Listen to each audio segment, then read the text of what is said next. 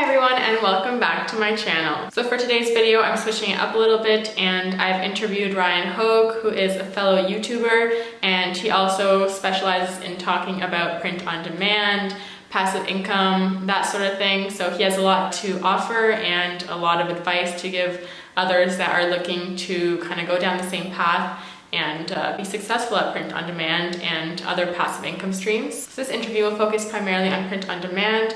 He'll share his success that he's had with it, some tips he has, strategies he's used, and a little bit of everything in between. So just some quick stats about Ryan. He was able to make $50,000 of passive income profit in his first year, and he's now been able to scale that up to 6 figures.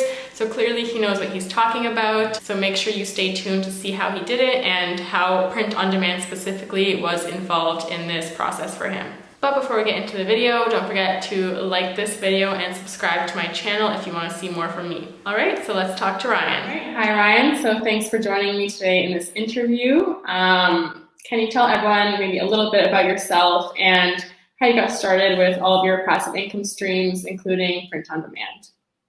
Hey Alex, thanks for having me. And you can actually see my website underneath. Oh yeah, I forgot to say that. So check them out. Thanks for that. And yeah, I'm happy to be here. Thanks for having me on an interview on your channel. Your channel, by the way, congrats on the success. It's just been crushing lately. I spy on your subscriber count, and I'm definitely a little jealous at how fast it's growing. But yeah, I've been working as a web developer since I graduated college. It was a great living, but I was, trading my time for money. And there's nothing wrong with that, but I just kind of had like aspirations of doing other things, I guess, kind of having the freedom to do what I want each day when I wake up, which is funny because I ultimately ended up quitting my job right before the world kind of went on lockdown. Oh, really? Due to the pandemic. So it was like one of these things where I had a 1-month head start on everybody else, but then we all ended up kind of doing the same thing. Yeah, that's funny. I actually started my job right when everything hit, like my full-time job. So I was like the opposite, and I was like, oh my gosh, now it's like I'm going back to like not working because I'm at home all the time. Yeah, that's interesting. What do you do, by the way? So I'm doing UX and business development for a startup right now. So it's kind of mixing a few of the things that I learned in school. Very nice. And that's probably why if you have an eye for UX stuff, user experience stuff, like that's probably why you're doing well with print on demand and from an artist perspective, right? Yeah, for sure. Like I've always been into art. So that was kind of just a natural step for a career, I guess. Yeah, it makes sense. Yeah, but yeah, feel free to share a little bit more about your passive income career and yeah, how you got started. Yeah, I'd be happy to. My whole journey got started by trying and failing to learn Amazon FBA, like many people. I just want to be transparent about the fact that I couldn't figure it out on my own. I tried for months and then, call it fate, if you will, but I ended up crossing paths with somebody who was literally an Amazon FBA coach. Like that was basically their job. I mean, he was a seller as well, but like we met at some local like business development thing that I didn't even want to be at, but I was supporting a friend who was giving a keynote speech.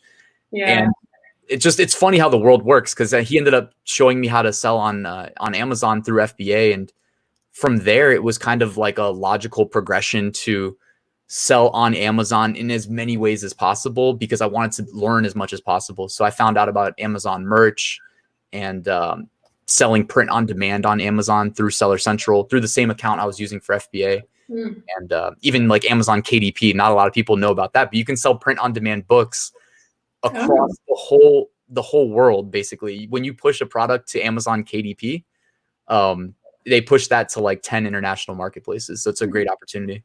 Yeah, I had never heard about that before either. So yeah, you're really owning the Amazon space, but why not? I try. Yeah, so I guess you said Amazon was kind of your first dabble into passive income, but in regards to kind of print on demand, when did you first learn about it? And I guess what platform after Amazon did you start out on? Yeah, so I found out about Amazon merch shortly after I hired the person to coach me on Amazon FBA. He had never heard of merch. So this was late 2016. Okay. And are you familiar with Amazon merch? Not really. Like I've watched a few of your videos, but before that, I had no idea it existed. It operates very similar to Redbubble in that it's, upload, sit back, collect royalty. So it's not going Yeah. to add a new headache to your day-to-day life where you have to like do customer service or fulfill Yeah. orders or anything. So you should definitely apply, but that's the thing. It's invite only. So there's an Yeah, application. I heard about that and I was confused. Yeah, it's weird because they say invite only, but they'll never invite you. You just have to hit the apply button, and then if you're lucky, you'll get in. And for me, it took, I think, 6 months to get in. I had to apply twice. So Do you know what the criteria is? they are not very public about things like that. Yeah. They're very vague. So one trend I've noticed definitively, especially with my like status, I guess, as a YouTube authority or whatnot, but Mhm. people that don't have US tax IDs have a lower percent. I don't want to say likelihood because that would imply that I've seen the algorithm, but like they don't get in as often. So Okay. that is a problem that I'm working to fix. Like I have a company that I found that's basically slashed the price of opening a US business just to get the tax ID Hmm. down by like 25%, like down to 25% of what it normally costs. So I'm Wow. excited to share that with my subscriber base soon. Yeah, no, that's awesome for people that want to get involved in that and save some money for sure. So, can you give, I guess, a quick overview of all the different print on demand sites that you're on right now and which ones bring you in the most income? Yeah, I'd be happy to. So one thing that I do on the first or second day of each month is I crunch the numbers for all of the like passive income streams that I'm involved with. Mm-hmm. And then I publish an income report on my website, which is right there underneath me, and on my YouTube channel. Yeah, And I like watching those and seeing the breakdown. yeah, so it's like twofold, right? Because then I get to share, what my journey is basically looking like with people that want to subscribe on YouTube. And then also, like, I know how my business is doing. Mm-hmm. And for me, like, my most successful print on demand income has actually been through Seller Central, selling through the Printful and Amazon integration. Uh, Mm-hmm. and I guess for anybody that's hearing about that for the first time, like there's multiple ways to sell on Amazon. As I mentioned, I mentioned three already: Amazon Merch, Amazon KDP, and Seller Central, which is how you would do FBA, or if you wanted to sell like print on demand, which is essentially like kind of like the eBay model, where Mm-hmm. you list a product for sale, and then if it sells, it's not the Amazon employees at the warehouse that ship it; it's you that ships it to the customer. Okay. So I took advantage of basically there's companies like Printful is the primary one that I use. And I mean, I've used a couple. That's the one I recommend Mm-hmm. using for a couple of reasons. But they essentially exist to allow us to focus on scaling our business and outsourcing work to them seamlessly, where if I want to sell a print on demand t-shirt or, they have a crazy catalog. Actually, they have like backpacks, flip flops, fanny. It's huge. Just anything you can think of, they seem to have. And yeah, I can list it for sale on Amazon within seconds, really. I mean, maybe it takes 1 minute on average. And if it sells, they integrate using software. So they'll download the order automatically, ship it to my customer, and I Okay, just so sit back and collect. work. Yeah.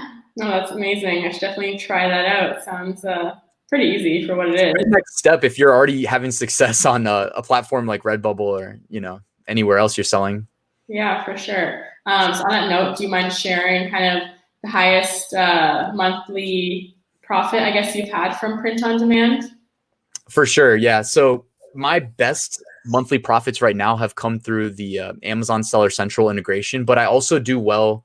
Well, I used to do well actually selling on Etsy Hmm. until they removed my account, which was Oh no. it's a sore subject. I've ranted about it on my channel multiple times. Yeah. Basically, like they rely on people to police their catalog, which is why you see IP infringement just running rampant on their site. Hmm. Um, and I was kind of the victim of, I don't want to say like a targeted thing, but there's no human intervention. So like if I found your shop, this is why, by the way, people don't usually show their shops. Like you showed your Redbubble. It's Yeah. because it's like if one person has it out for you, they could potentially like really screw you over. Hmm. But yeah, I was doing really well on Etsy, really well on Amazon. Amazon merch is also a great opportunity. Even though it's a separate way of selling on Amazon, the end result is you're adding to the catalog. And my best month ever, the reason I shared that before answering was just because the top like 3 platforms I used to get to this aggregate number were really Etsy with orders fulfilled through Printful, Amazon with orders fulfilled through Printful, and then Amazon merch. Yeah. And I did like, well, I guess if you remove my FBA income, it was probably like 15K profit in that month. Yeah, that was an outlier for the record. Like, I mean, it's still a good one, whether it happens once or, you know. Yeah, you can find the full story on my channel. It's the August 2018 income report. Okay. So I had a trend that was like very time sensitive and new. So it wasn't like, you know, Father's Day or something. And just crushed it, man. Just crushed it. Well, maybe you'll find another one of those soon. That's the goal. Yeah, for sure. You're talking about your monthly reports, and I did look at the last few. So I saw that you're currently earning the most, or the second most, with print on demand. So how long would you say it took you to kind of get where you are about earning like thousands of dollars per month through print on demand? And what did your journey look like to get there? Sure, I'd be happy to. When I started out initially, I was only selling through Amazon merch. So that was really just one source of print on demand income, which was actually good because the way that platform works is when you initially join, you can only list 10 products and you can only list 1 per day. Okay. So they gamify it. It's almost like you're playing a video game and you just have to kind of do, you know, X, Y, and Z to level up. And by doing it that way, it gave me time to really learn the ropes. You know, I didn't take on too much too quickly. So it was a little bit easier to navigate. And I remember it was a slow grind over my first, I think, 2 to 3 months. I think technically, like it took 3 months, I think, to make $100 profit in a month. Mm-hmm. And then from that month to the next month, I hit another, this predates my huge month. This is 2017 I'm now referring to. Yeah. You can find the June income report 2017. Anybody that wants to go back in time and see my awkward YouTube videos when I didn't know what I was doing, they're there still. And I 10x'd my Amazon merch from 100 profit to 1,000 profit by just catching a trend. And like I credit a lot to those experiences where it's like there was definitely more money to be made, but I had no references. Like I didn't know how to milk it more. Yeah. And that's why, like, when 2018, like a year later, almost exactly, my August 2018 income report, like I hit that trend and I knew how to go about, you know, maximum exposure, you know, sell on every platform, sell on multiple products, and being first, you know, being early. That's really the key, I think. Yeah, so. That's some good advice. And I guess, you know, with anything, trial and error definitely gives you more success in the long run.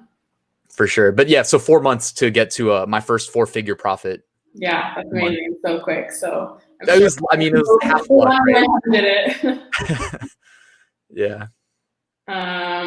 Yeah, so since you have a lot of experience, obviously, with print on demand, this has been a common question on my channel, and I can't really answer it because I don't have experience with ads, but do you use ads for your print on demand sites to drive traffic to them? And if so, you know, does it work well? Do you recommend it to others? The interesting thing with print on demand, because I kind of see it through, I see advertising from 2 sides, because my FBA products that I sell on Amazon, it's almost like advertising is a requirement. Okay. You know, because if you're not on page 1 and it's FBA and there's it's really, I guess, if there's big bucks on the line, FBA print on demand, it's always so competitive that you're going to need to pay to get seen if you're not already on page 1. But with print on demand, because you don't have to invest money to list a product, I don't always feel as compelled to advertise. Like the approach I typically take is, so I do advertise, but I typically try to let designs prove themselves to me that they're worth taking the time to set up the ad by getting a couple sales, you know? Yeah, that makes sense. And I usually advertise like on specific platforms. And I always say, like, you have to learn each platform. So like Etsy used to be great for advertising. And then they completely changed their model like overnight and screwed over people like me and removed our ability to control our bids.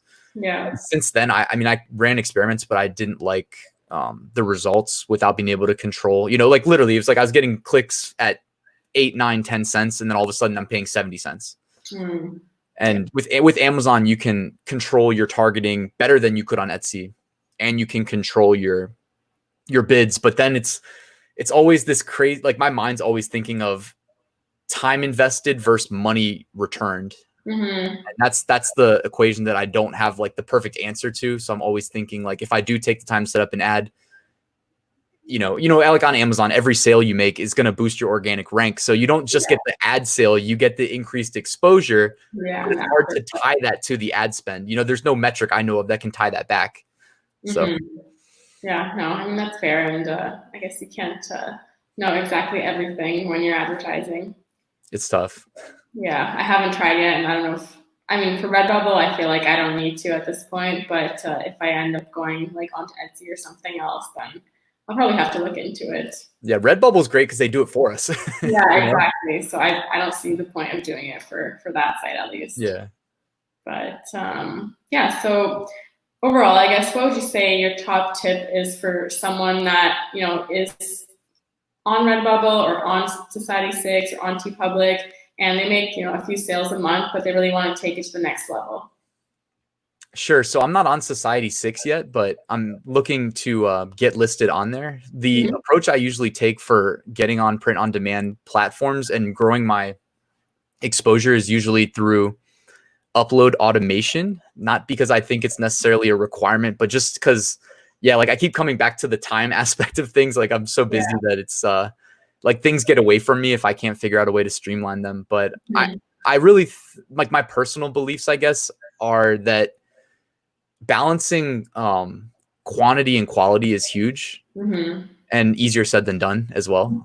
But I want to list, like if Redbubble gives me the ability to list 50 products a day, I take advantage of that, like as long as it's not going to cost me 4 hours making those 50 designs. And, actually not to plug my tool, but I did launch a Chrome extension with a buddy of mine about a month ago because that's the next question people probably had is like, wait, how is he making 50 designs a day? Well, I launched a tool that it essentially can like automate pieces of a design for you in Canva and then download it.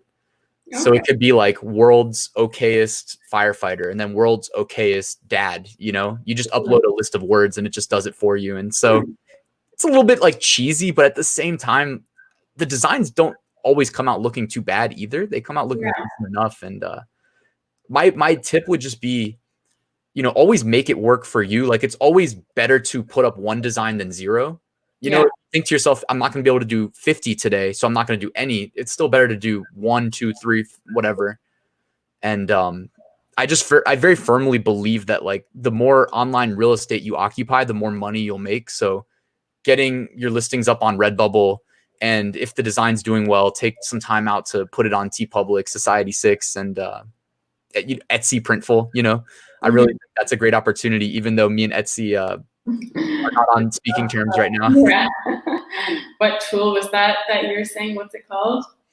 Yeah, I'm actually going to do a review of 3 different tools so that if people are interested in just finding out more, I'm going to do the cost benefit analysis. I don't know if that's the right way of describing it, but some are more expensive than others. And the one that I personally use is called Merch Titans Automation. But it's not unique in what it does. Like there's other options, but each one has kind of their own strength and different price points and whatnot. So that's a video I'm planning on dropping this week on my channel. Okay, well, I'll have to check it out and see if it can help me too. Cool. So I have another question, I guess, in regards to people asking me about the market being oversaturated in print on demand and whether they should even start because there's so many designs out there now. What's your stance on that, and where do you see print on demand heading? That's a great question. And I always am just going to be honest, like print on demand is a different business than FBA, even though they're so similar. The biggest reason that they're different are the barrier of entry. Part of why print on demand is so popular is because the barrier of entry is so low. You can invest nothing but time and do really well.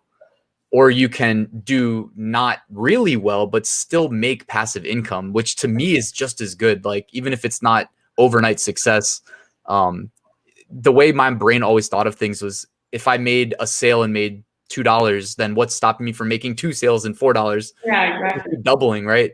Mm-hmm. And I mean, the saturation's undeniable, but at the same time, it's just part of the game. And with my keyword strategy, just a quick like insight into that, I always try to like niche down a lot. Like, an example that I would use, it's an election year in the United States. It's like, you can sell a pro-Trump shirt or an anti-Trump shirt, right? You can sell both. But if you just say like anti-Trump on a shirt, you're not going to get no one's going to see your product, right? But if you get creative in the anti-Trump sub niches or pro-Trump sub niches, right? There's plenty.